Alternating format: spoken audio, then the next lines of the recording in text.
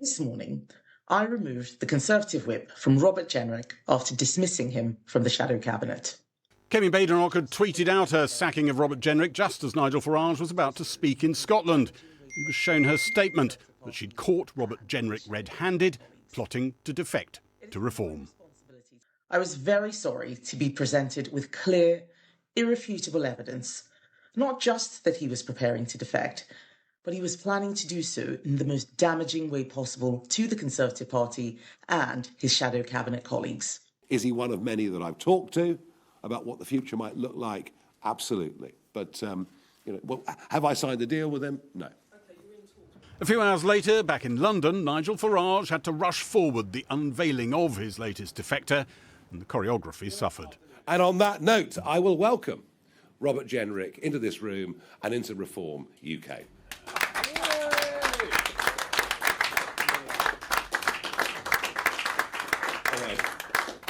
He hasn't changed his mind, has he? You can't find him. It's been a funny, this would be a very funny end of the day, wouldn't it? Here he is, Robert Jenrick. Tories said they'd uncovered Robert Jenrick's plans when sections of a defection speech he'd already written were shown to them. The former Tory leadership contender then read out that speech, attacking former colleagues he'd sat in shadow cabinet with only yesterday. At a recent shadow cabinet debate, a conversation broke out. The question was put to the group, is Britain broken? I said instinctively, it's broken. Almost everyone said, it's not broken. And we were told, that is the party line.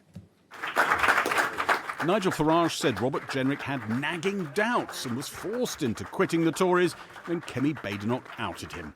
Robert Jenrick said he'd had it in mind for months. Well, I didn't think I was going to leave today, but I had resolved to leave the party, and that was, as I said, something I'd given a great deal of thought to over a very long time, and the fact that it's happened a little bit sooner, so what? You know, we'd agreed in principle this would happen, but it wasn't going to happen today, or tomorrow, or next week, and it might not have happened, because deals, you know, all the time in life you talk about deals, they either come to fruition for a variety of reasons or they don't. Kemi Badenoch hopes her sacking of her Shadow Justice Secretary has robbed this moment of some potency. Maybe removed the Tory who'd done most to undermine her ever since she beat him to the Tory leadership. The country is sick of political psychodrama. We had it with the last government, we have it with this government. We need our politicians to be focused on public service, not on their personal ambition. Robert Jenrick is not my problem anymore, he's Nigel Farage's problem now. 3, 2, 1. Yay! Robert Jenrick's political journey began as a pro-Cameron by-election winner. The leader of a fringe party said he thought he'd breached spending limits. It is important, if we have rules and laws for elections, that they are obeyed. So we will be looking at it pretty carefully. Over time, Robert Jenrick trimmed himself down due to the demand from immigration. And trimmed his vowels too. After all, go after lawbreakers. Our past. In the recent past. Come here to Handsworth in Birmingham. He moved decisively to the right. Having lost the leadership contest to Kemi Badenoch, he discussed bringing her down, but may have decided she looked safer in post now, and his future lay elsewhere. A few people have been texting me listening to Robert Jenrick saying that sounded like a leadership bid. Would he make a good successor? Well, if a very good speech is a leadership bid, I want a lot more of them. Do you think the Robert Jenrick you've observed over the years would have been going over to Reform without trying to extract some promise of a certain top job? You're thinking Reform's Shadow Chancellor, aren't you?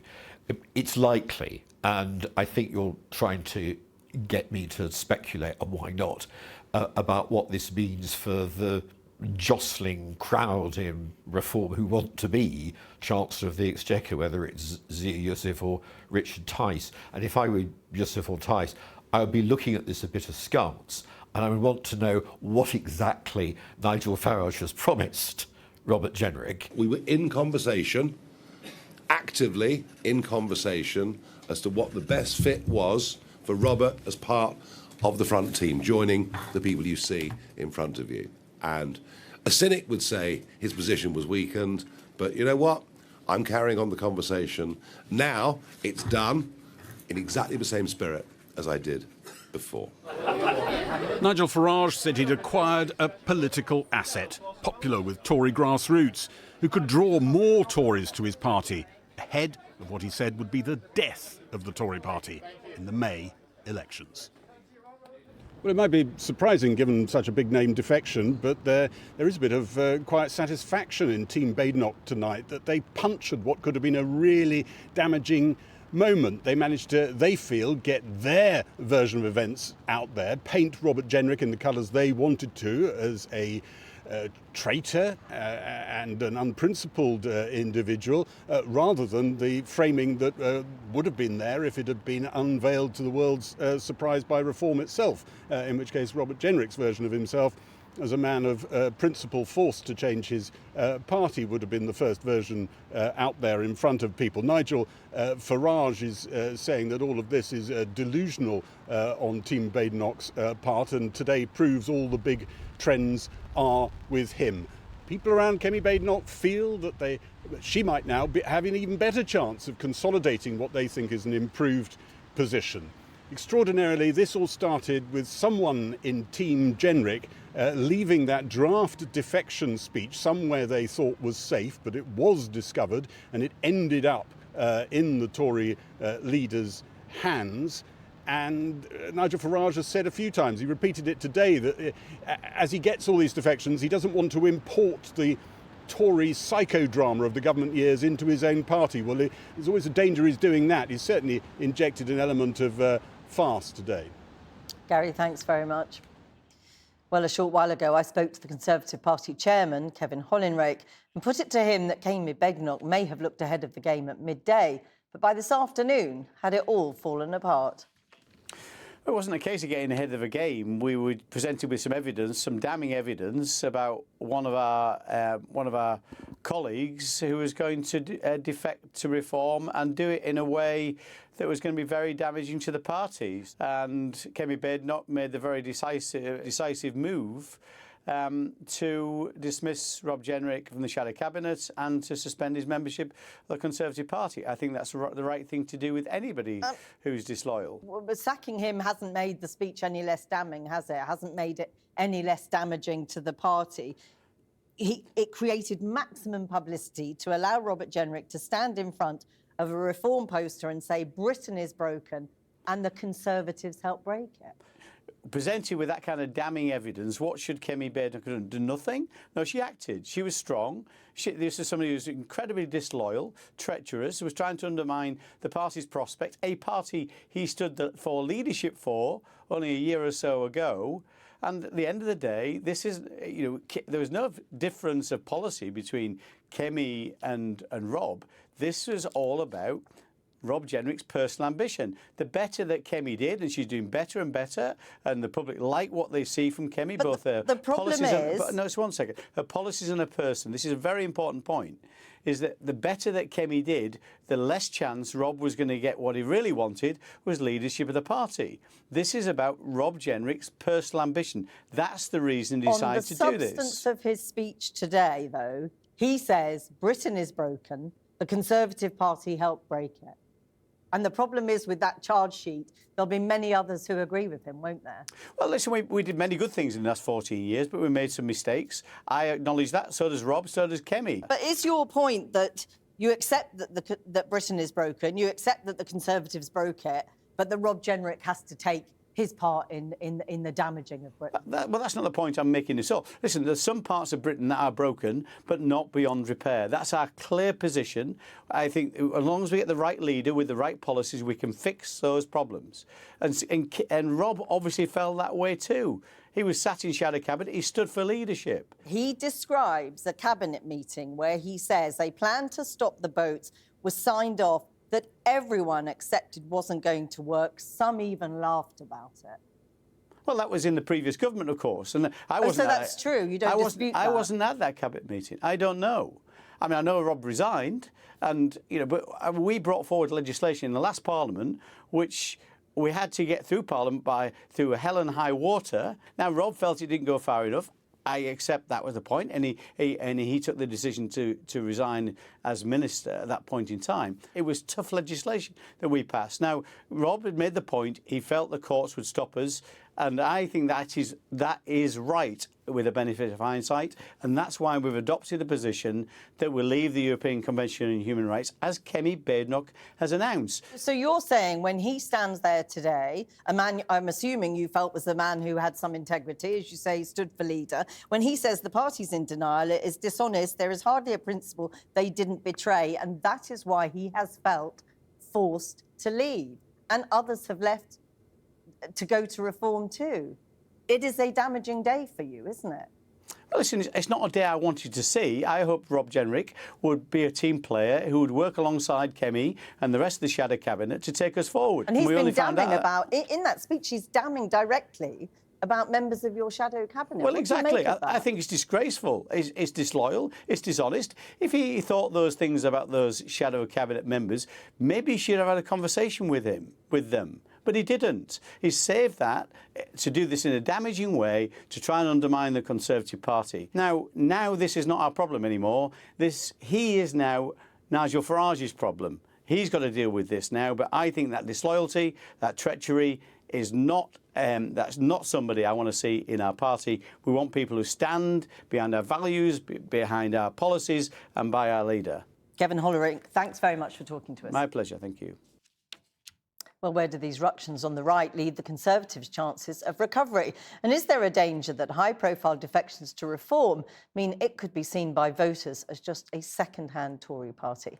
Well, I'm joined now by Sir Jacob Rees-Mogg, who was Leader of the Commons and Brexit Minister when Boris Johnson was Prime Minister, and by the former Spectator editor and Conservative columnist Fraser Nelson. Thanks both for joining us. Sir Jacob Rees-Mogg, first, if you would. Robert Jenrick delivered the speech the party leader said she had seen and prompted her to sack him. Was she right to sack him? Oh, obviously. Once she'd seen that speech, you can't have a member of the shadow cabinet who is seeking to defect to another party and you know is going to do this. That doesn't mean that Robert's defection to reform isn't a major benefit for reform, but I think Kemi has handled it really very astutely. But it's still a blow for the Conservative Party, isn't it? Oh, unquestionably, yes. It would be ridiculous for me to sit here and say it's not. Jenrick is a capable man, very good at publicity, very good at getting his message across, a hard-working campaigner. So he's a loss to the Conservative Party. But Kemi, by preempting it, meant that the timing was hers, not his, and as Gary Gibbon was reporting, managed to get her story out first onto the airwaves first, and therefore I think she's handled a very difficult situation as well as it could have been handled. Briefly, I mean, are you tempted to follow him? Are you going to follow him? No, I want the right to unite. I've been banging on about this for ages, and I therefore think I can help that as much as I can help it at all by remaining a Conservative. But Fraser Nelson, Robert Jenrick said today the Tory party is rotten and effectively it should be left to die. I mean, should it? Will it? Well, I think one of the reasons he left was because he thought that wasn't really happening. I mean, after the last Tory party conference, his speech didn't go down very well. Kemi Badenoch's did. And I think the trajectory, as far as he could see, was that she wasn't going to be the failure he expected. There wasn't going to be the leadership opportunity. And so off he trotted. So I think the reasons he's going are the opposite to the reasons that he states. He thinks things are, broadly speaking, looking up for the Conservatives, who, by the way, start this new year marginally ahead of Labour in the opinion polls, which is not where I would have expected to see them this time last year. So it's quite possible now that the next election is seen as a sort of tussle between Nigel Farage, still very clearly ahead, and Kemi Badenoch. And you also got this situation, which is a bit dangerous for Nigel Farage, that when you look at the Conservatives who are widely regarded as having made a massive mess when they were in government, you now see the Boris Johnson era ones, Nadine Dorries, Nadeem Zahawi, Robert Jenrick, in the sort of lifeboat of reform. With Kemi Badenoch leading other Conservatives. And if you reform UK and you're railing against the establishment and the Uni Party, you're starting to look like the Tory B team rather than the Tory A team. So you don't see any prospect of any deal now? That looks further away to you, Fraser, does it? It looks further away simply because of the way this has unfolded. I think the way that Robert Jenrick did it, castigating all of his former colleagues, it wouldn't surprise me if whoever is Conservative leader of the next election, almost certainly Kemi Badenoch, will be ruling out any deal with Reform. And Reform will probably do the same as well. So I think if you're trying to present yourself as an alternative to the other guys, you need to be quite clear that there won't be a deal. Jacob Rees-Mogg, I mean, there's no doubt that this must be damaging, though. He said there was hardly a principle the party didn't betray, talked about high taxes, tripling debt. If it had been delivered by Labour, it might have washed over people. But someone as high profile as him, surely it will be very damaging to the Conservative cause. It would be ridiculous of me to sit here and say that his speech was encouraging for the Conservative Party. It wasn't. He pointed out some difficult truths, that we made mistakes in government. We got immigration wrong. We allowed taxes to rise too much. We did do some things well. We got Britain out of the European Union, and we had excellent education reforms. So it's not a tale of total woe and disaster, but he made a powerful speech that was highly critical of a party which he was an instrumental part and was in government for and supported most of the time until he resigned, and of course came in as a Cameroon. So frankly, both Robert and I have to take our share of responsibility for the mistakes that the Tory party made whilst in government. We can't exculpate ourselves completely. So, I mean, can the Conservatives defeat Reform, or must they unite with them? In a two-party system, first past the post system, you have to unite your wing of politics, otherwise you lose. And I think it's the duty of people on the right to come together, not just for electoral convenience, but in the interests of the country, that if we are a rabble and we fight each other, then we're allowing not Keir Starmer to be re-elected, because he won't be leader by then, but whoever it is running the Labour Party, plus Zach Polansky, plus the SNP, to run a coalition after the next election. So I think people on the right must come together in the national interest, and personalities are, of course, important in politics. They're definitive in a way, but people have to get over their pride and work together. Fraser, just come in on that point, just finally for us. Well, but by coming together, if you mean that they agree not to fight every seat in the next election, of course they shouldn't do that. Either you're a national party or you're not. Reform barely existed 3 years ago. What position are they going to be in 3 years' time? Let's see. Fraser Nelson, Sir Jacob Rees-Mogg, both of you, thanks very much for talking to me. Thank you.